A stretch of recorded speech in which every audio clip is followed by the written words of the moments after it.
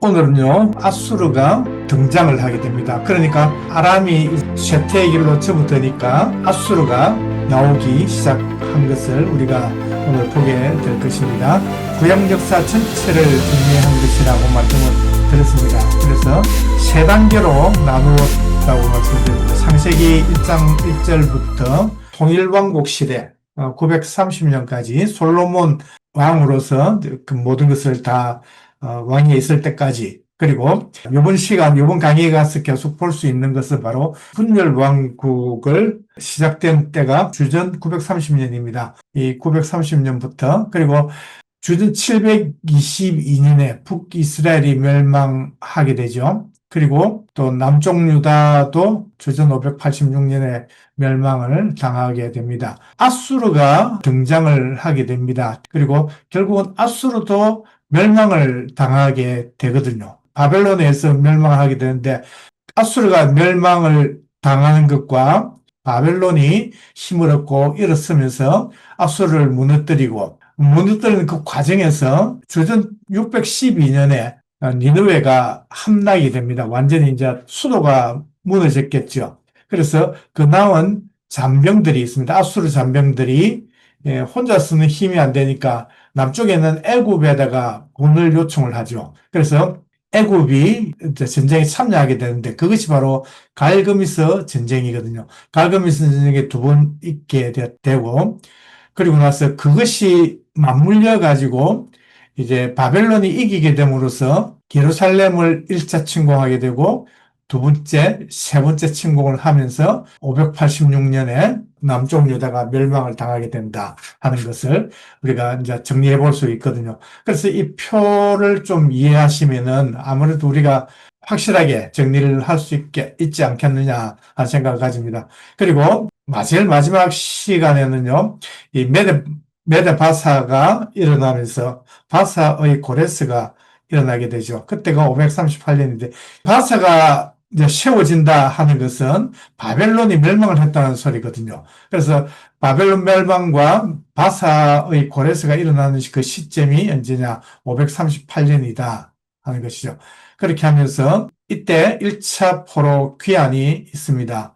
그리고 2차 포로 귀환이 또 있게 되죠. 2차 포로 귀환이 에스라에서 되고, 그리고 3차 포로 귀환이 있고, 그리고 나서 이제 40년이 지났을 때 하나님께서 더 이상 말라기를 끝으로 하나님께서 선지자를 보내지 않으셨음을 우리가 보게 됩니다. 그래서 예수님 오실 그때까지 400년을 침묵기, 암흑기 이렇게 표현을 하고 있습니다. 아마 그런 것을 우리가 다시 한번 더 정리하시면 좋겠고, 이 표가 바로 OTL 표라고 말씀을 드렸습니다. 오늘은 약간 다른 형태로 그걸 하는데, 일단은 오늘은 아수르의 침공을 우리가 보게 됩니다. 아수르의 침공은요, 1차적으로는 북쪽이, 그리고 나서 나중에 이제 북이스라엘이 무너지게 되면은 사마리아가 완전히 무너지고, 그 이후에는 남쪽 유다까지도 이제 아수르가 침공을 하게 되는 것을 우리가 보게 된다 하는 것이죠. 그래서 우리 지난 시간에 아람과의 전쟁을 우리가 많이 봤습니다. 아람과의 전쟁이 굉장히 성경의 많은 부분을 차지하고 또 여러 번 한 것을 우리가 정리를 했었는데, 오늘 볼 것은요, 아람이 자치를 이제 감추게 되는 때가 이제 있다 하는 것이죠. 그래서 이게 지난주에 봤던 것입니다. 베나닥 3세와의 전쟁. 그 베나닥 3세는 하사엘의 아들이죠. 그래서 이때 요아스가 있을 때, 요아스는 베나닷을, 아람을 3번을 전쟁에 해가 침공을 해가지고 이겼던 사람입니다.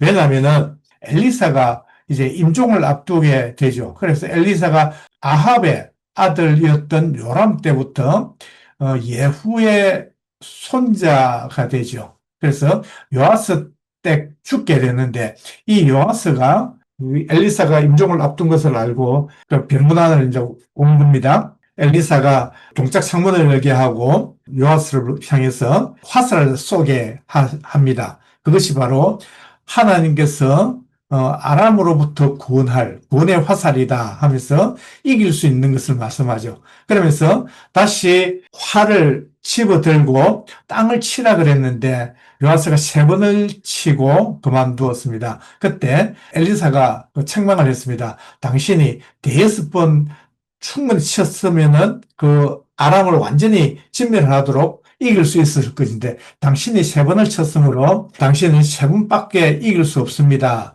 하는 것을 말씀을 하거든요. 그래서 그러고 나서 이제 엘리사는 죽게 되고 엘리사가 했던 그 말씀과 같이 그 예언대로 요아스 때는 딴 때는요 계속해서 침공을 받고 아람으로부터 굉장히 힘든 그런 시절을 보냈는데 요아스 때만큼은 베다다 3세를 이기면서 그래서 많은 땅을 다시 회복하고 하는 그런 때가 있었다 하는 것이죠. 그러고 나서는 이제 아람은요 거의 힘을 못 쓰게 됐습니다. 겨우 명맥만 유지하는 그 정도였었다 하는 것이죠. 그런 가운데 이제 아수르가 등장을 하게 됩니다. 그래서 열왕기 하 13장에 보면은 요아스가 아람을 이기는 것이 나오는데 15장에 가면은 아수르의 뿔이라는 왕이 북이스라엘의 므나헴을 침공을 하게 됩니다. 그때 므나헴이 은 1000달란트를 조공으로 주면서 좀 돌아가 달라고 그렇게 하니까 푸울이 다시 돌아가게 됐거든요. 근데 그것이 끝이 아니고 그게 이제 거의 시작이라 보면 된다 하는 것이죠. 그래서 므나헴이 죽고 그리고 그 아들 브가이아가 있을 때 베가가 신하였던 베가가 브가이아를 죽이고 자기가 왕이 되었다 하는 것이죠. 그래서 이 북이스라엘의 베가가 있을 때 아람의 르신과 연합을 하게 됩니다. 그래서 연합을 했다는 표시거든요. 이 플러스가. 그래서 아람과 북이스라엘이 연합을 해서 남쪽 유다를 침공을 한 거예요. 그때가 어떤 왕이었는가 하면 남쪽 유다는 12번째 왕이었던 아하스가 왕이었습니다. 그래서 아하스가 굉장히 힘들죠. 혼자도 북쪽하고 그냥 전쟁을 해도 참 사실은 힘든데 그 아람까지 연합을 해가지고 침공을 할 때 굉장히 힘들단 말이죠. 그런데 그때 선지자가 누구였는가 하면 이사야 선지자입니다. 이사야서에 보면은요, 이사야 7장에 보면은요, 아람의 르신과 북이스라엘 베가가 함께 남쪽 유다 아하스를 침공을 하니까 아하스와 백성들의 마음이 정말 나뭇가지가 바람에 흔들리듯 그만큼 두렵고 떨었다 그렇게 말씀을 하거든요. 그때 하나님께서는 이사야를 통해 가지고 아무 걱정하지 말고 여호와 하나님께서 도와줄 테니까 너는 나에게 징조를 구하라. 이길 수 있는 징조를 구하라. 그렇게 했지만은 참 놀랍게도 이 아하스가요. 나는 하나님께 구하지 않겠습니다. 하는 그런 말을 합니다. 그래서 나는 하나님을 시험하지 않겠습니다. 이렇게 하는 것이죠. 그래서 참 믿음이 좋은 것처럼 이야기하지만 실제로는 아하스가 이미 아수르의 디글랏빌레셀이라는 왕에게 조공을 바치면서 자기를 좀 도와달라고 요청을 했다 하는 것이죠. 그래서 열왕기하 16장에 보면요. 남쪽 유다 아하스의 말을 듣고 아수르 디글랏빌레셀이 침공을 하죠. 다메섹을 침공을 해가지고 아람 왕 릉신을 나중에 죽여버리고 이제 그렇게 함으로써 아수르 왕 디글랏빌레셀이 아람 왕 르신을 죽이게 되면서 아람은 완전히 역사 속으로 이제 사라지고 아람 나라는 이제 없어지고 아수르가 제국으로 가는 길을 보게 된다 하는 것이죠. 그래서 그렇게 함으로써 베가와 함께 침공했던 이들이 다시 돌아가게 되죠. 그렇게 함으로써 약간의 무슨 이제 노래물을 좀 가질 수 있었지만은 그러나 그것이 바로 아수르를 끌어들이는 장본인이 바로 아하스였다 하는 것을 우리가 보시면 되겠다 하는 것이죠. 아하스가 누군가 하면 바로 히스기야의 아버지거든요. 히스기야는 참 우리가 믿음의 사람을 하는데 이 아하스는 믿음이 정말 없었던 것 같습니다. 그래서 문제가 해결되고 나니까 니느웨 가가지고 디글랏빌레셋을 만나면서 거기 우상 제단을 본떠가지고 이 예루살렘에도 그렇게 똑같이 만들게 했던 사람. 그러니까 우상을 섬기는데 앞장섰던 사람이 바로 아하스였다 하는 거죠. 그래서 우리가 잘 아는 이사야 7장 14절 말씀이죠. 너는 나에게 하나님께서 징조를 구하라 그랬지만은 이 아하스는 아닙니다. 나는 여호와를 신뢰하지 않고 나는 구하지 않겠습니다. 그렇게 했을 때 하나님께서는 이사야에게 너희가 징조를 구하지 않지만 내가 친히 너희에게 징조를 줄 것이다. 그래서 아들을 낳으리니 그 이름을 임마누엘이라 하라. 그래서 장차 오실 예수 그리스도를 하나님께서 그 징조로 보여주신 것이 바로 아하스 때 이사야 7장에 나와 있는 내용이다 하는 것을 우리가 같이 연관해서 기억하시면 되겠다 하는 거죠.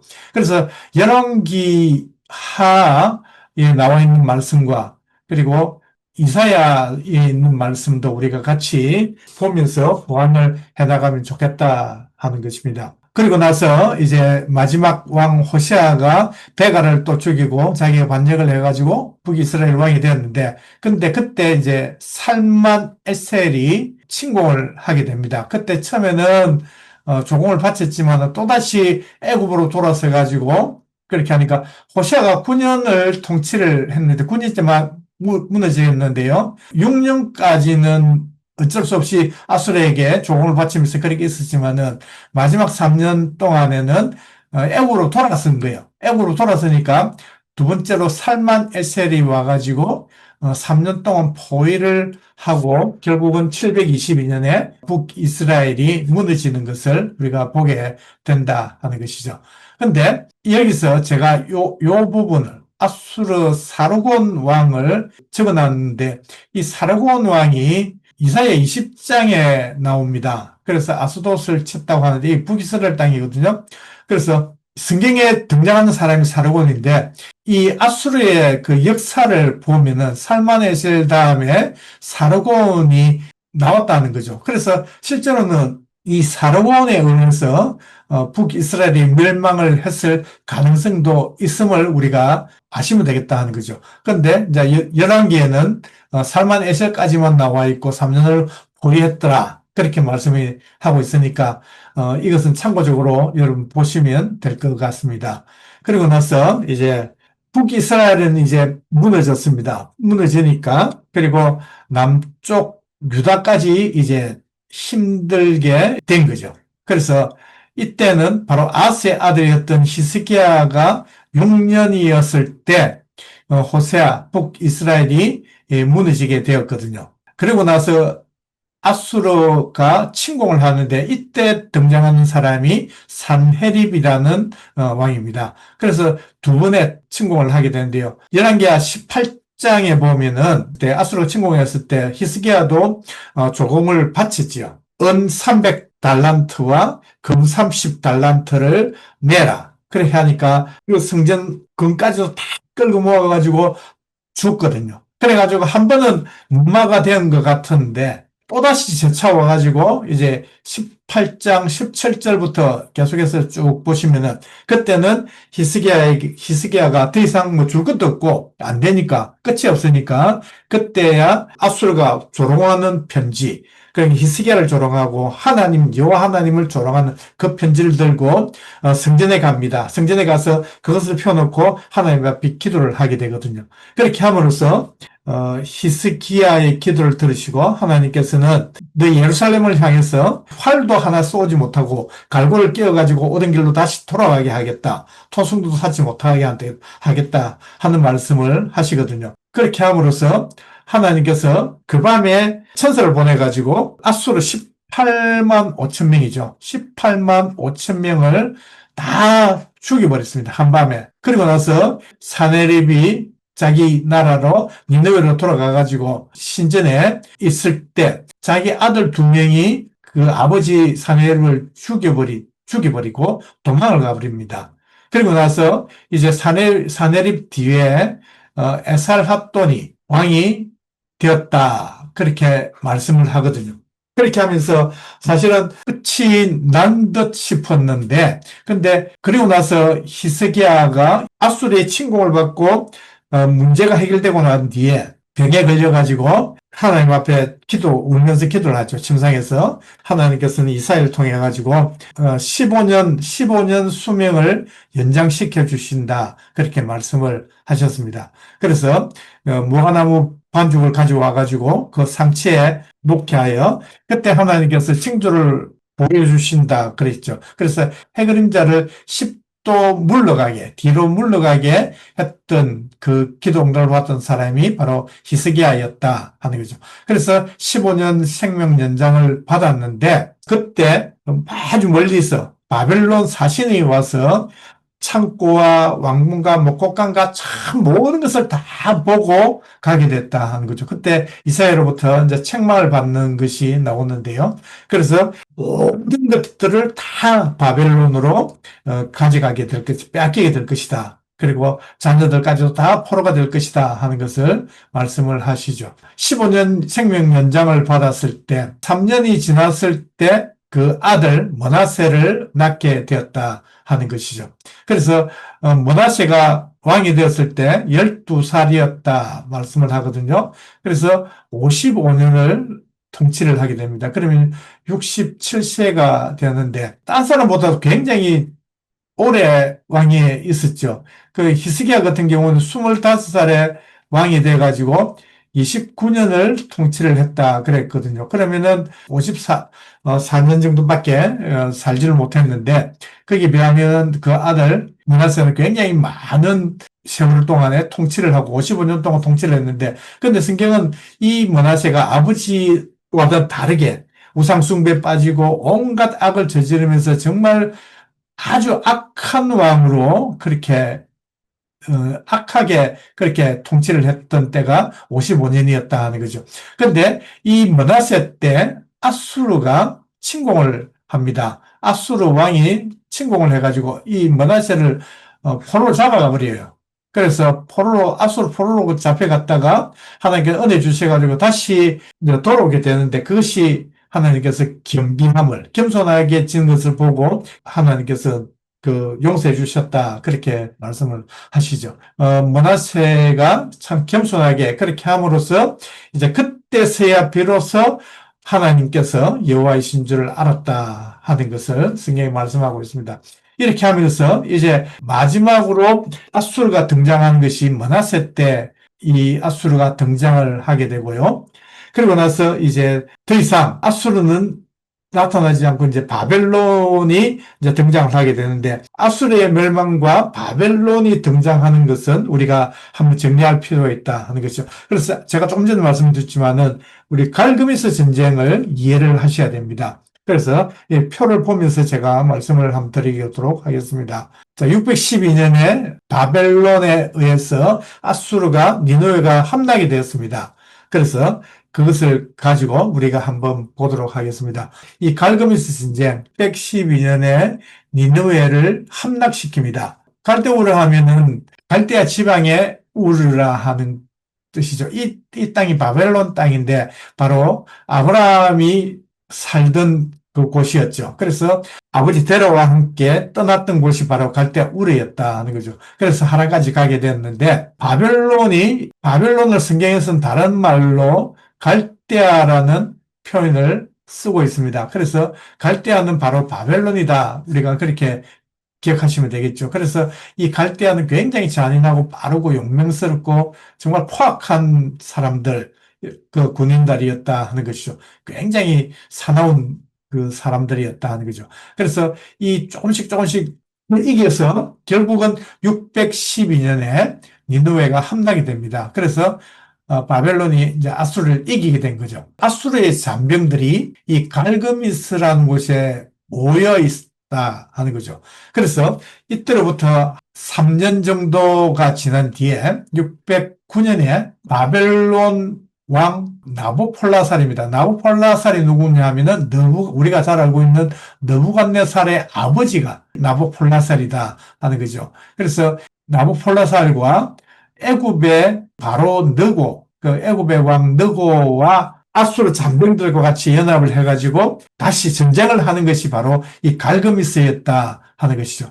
애굽의 바로 느고가 갈그미스 참여하기 위해서 갈그미스 쪽으로 올라가려면 반드시 거쳐야 되는 곳이 바로 이스라엘 땅입니다. 이스라엘 땅을 반드시 거쳐야 가야 되는데 북쪽 이스라엘은요 722년에 멸망을 당해서 없잖아요. 그죠? 한 100년 정도가 지난 때가 바로 612년, 609년 이렇게 되니까 애굽의 갈그미스 참여를 위해서 올라가는데 그때 왕이 누구였는가 하면 남쪽 유다의 16번째 왕이었던 요시야가 왕이 되었다 하는 거죠. 그래서 요시야는 8살의 왕이 되었습니다. 39세가 되었을 때, 그러니까 31년을 통치를 했죠.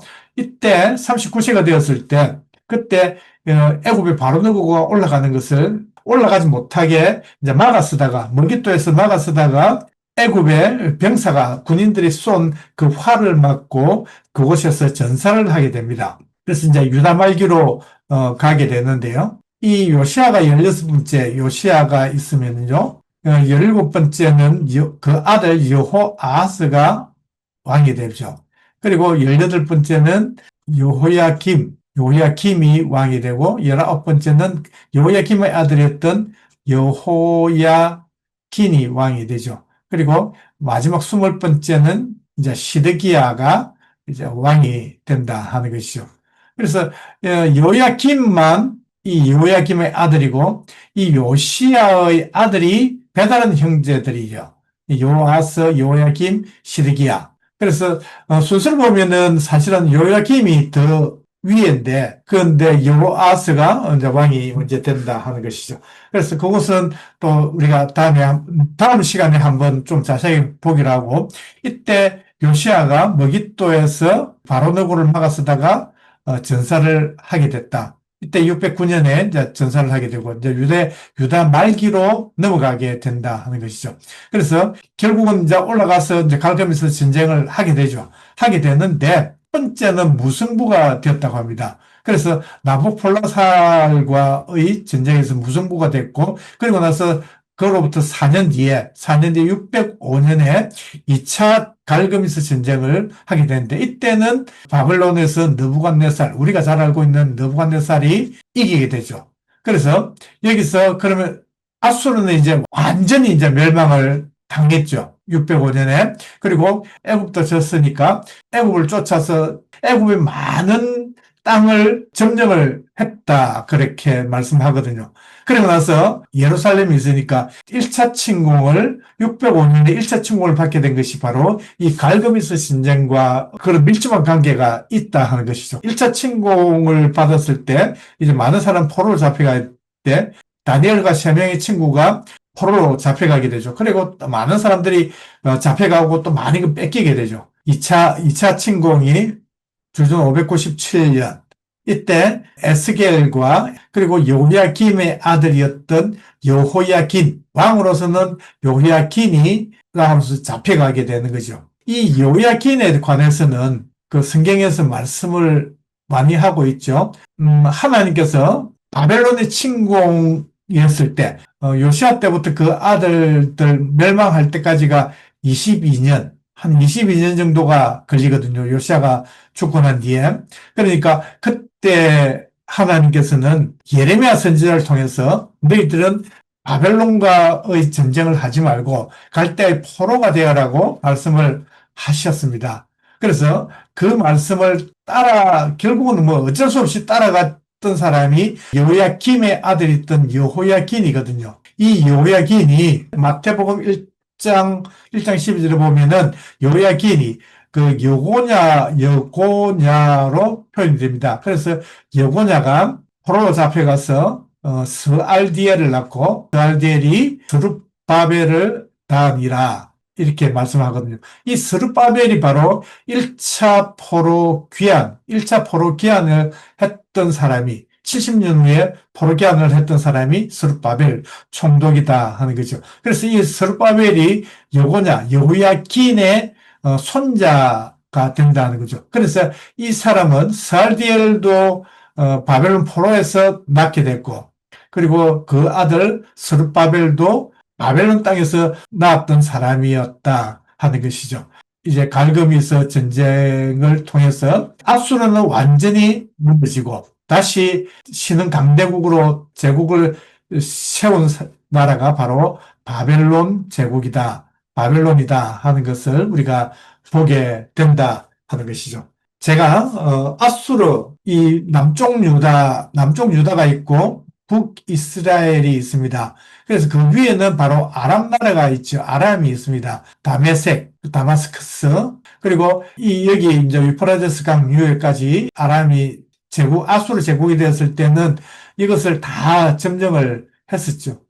남쪽 유다도 점령을 당할 뻔했고 막 그렇게 힘들었었는데, 그러나 하나님께서 18만 5천 명을 천사를 통해서 다 죽여버렸으므로 남쪽 유다는 그때 이제 점령을 당하지 않았지만은, 그러나 그 뒤에 일어났던 이 바벨론 갈대아 사람들이 니느웨를 612년에 멸망을 시키고, 이 갈그메스에서 두 번의 전쟁을 통해서 완전히 아수르는 무너지고, 이제 아수르가 가지고 있던 그 땅, 그것을 모두가 다 바벨론이 차지를 하고, 그리고 애굽의 많은 부분까지도 이 바벨론 제국을 이루게 됐다 하는 것을 우리가 볼 수 있다 하는 것이죠.